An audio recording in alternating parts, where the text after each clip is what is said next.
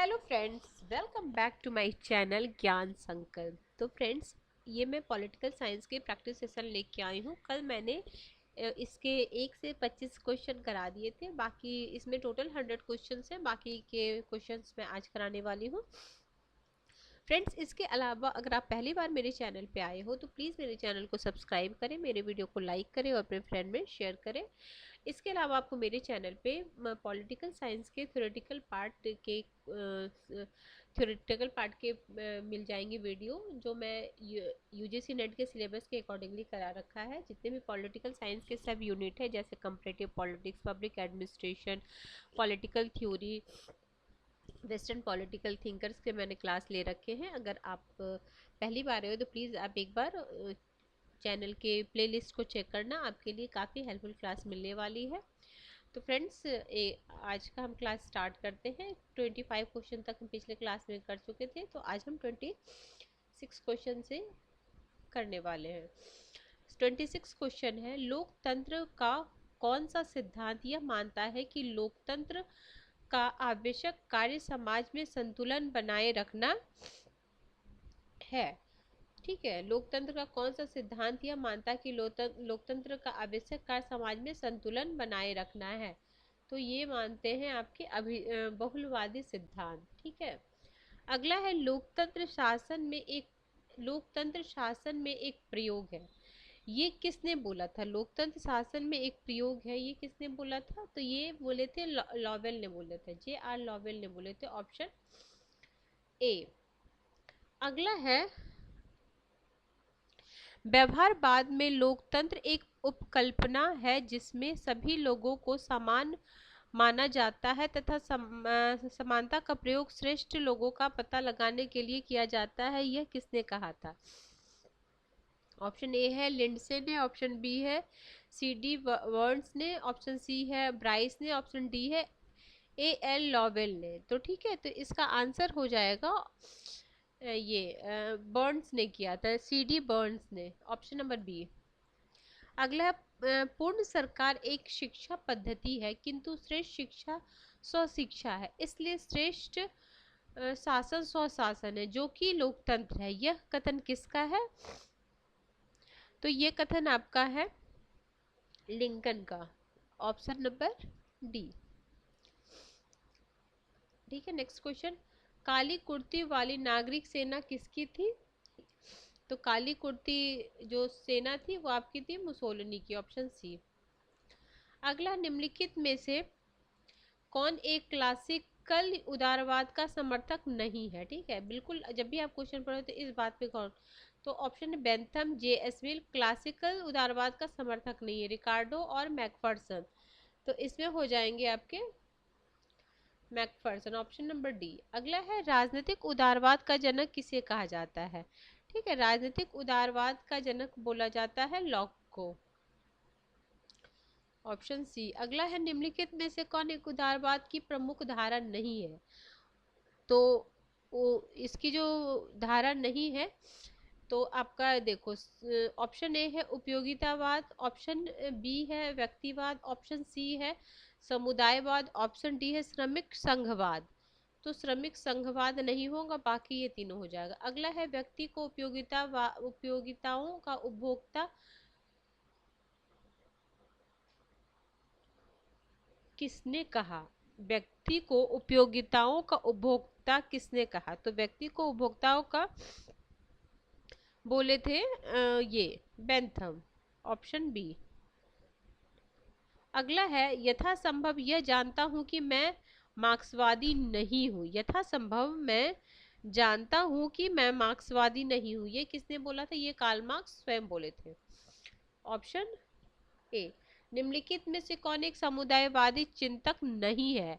Michael Walzer, Charles Taylor, F.A. Hayek और क्या है? ऑप्शन डी है सैंडल। तो इसमें कौन से हैं जो आपके समुदायवादी नहीं है? तो 39, ये क्या नाम है, 36 क्वेश्चन का हो जाएगा आंसर सी। ये F.A. हैक, वॉल्जर भी है, टेलर भी है, सैंडल भी है। महात्मा गांधी के अनुसार निम्नलिखित में से कौन एक सत्याग्रही का गुण नहीं है? ठीक है, आंतरिक शुद्धता, उपवास, स्वामित्व और निर्भयता। तो इसका आंसर हो जाएगा ये ऑप्शन नंबर डी। अगला है, निम्नलिखित में से कौन विचारधारा सर्वाधिकारवाद के नाम से भी जाना जाता है? ऑप्शन है फांसीवाद, नाजीवाद और साम्यवाद और इच्छा स्वतंत्रतावाद। तो इसका आंसर हो जाएगा first, second and third, option number C.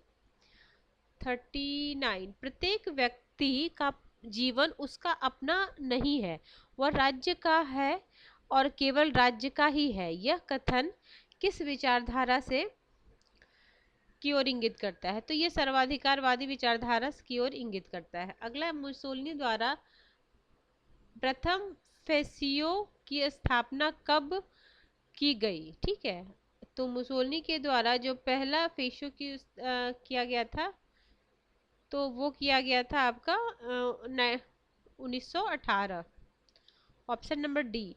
Mussolini ने इटली पर पहली बार सरकार कब बनाई? तो मुसोलिनी ने पहली बार 30/10/1922, 30/10/1922। फांसीवाद के अनुसार निम्नलिखित में से क्या सही नहीं है? क्या सही नहीं है, देखो। तो फांसीवाद के कौन सा सही नहीं है?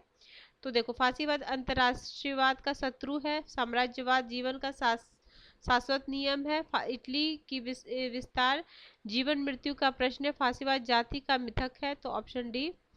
अगला है, आर्थिक क्षेत्र में फांसीवाद के सबसे मौलिक योगदान क्या है? तो आर्थिक क्षेत्र में फांसीवाद का जो सबसे मौलिक है वो है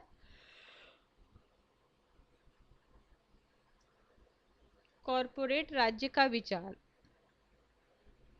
अगला है, 1919 के संसदीय चुनाव में फांसीवादी संगठन में कितनी सीटें जीती? ये तो बिल्कुल फैक्ट बेस्ड क्वेश्चन है, तो इसका आंसर हो जाएगा इसमें से कोई नहीं है, कोई भी सीटें नहीं थी। तो ऑप्शन नंबर 1919 के संसदीय चुनाव में फांसीवाद संगठन ने कितनी सीटें जीती? तो कोई भी नहीं।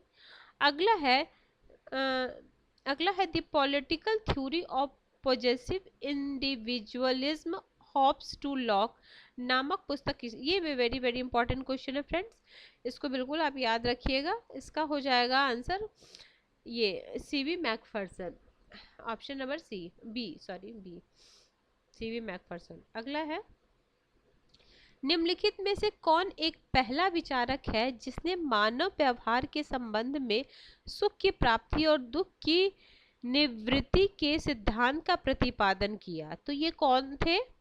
तो ये थे आपके बेंथम।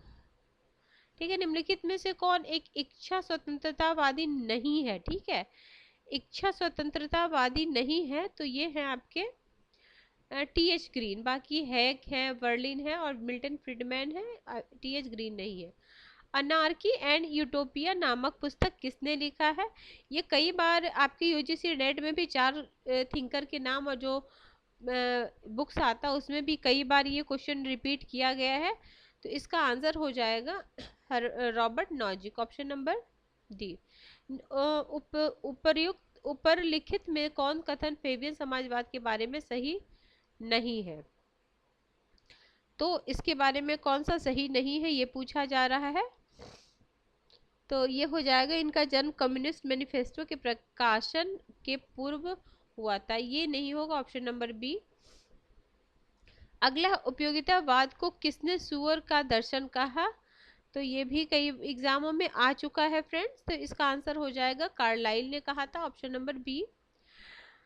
तो ठीक है फ्रेंड्स, आज 50 क्वेश्चन करते, 25 क्वेश्चन मैं आज भी कराती हूँ। नेक्स्ट क्लास में मैं बाकी के रेस्ट जो 50 क्वेश्चन है इस सेट के, तो वो मैं करा दूंगी। अगर आपको किसी वजह से ये चैनल हेल्प कर रहा है, अगर आपकी प्रिपरेशन में थोड़ी भी हेल्प कर रही है, तो आप प्लीज़ मेरे चैनल को सब्सक्राइब करें, मेरे वीडियो को लाइक करें और अपने फ्रेंड में शेयर करें। Till then bye bye, see you in next video.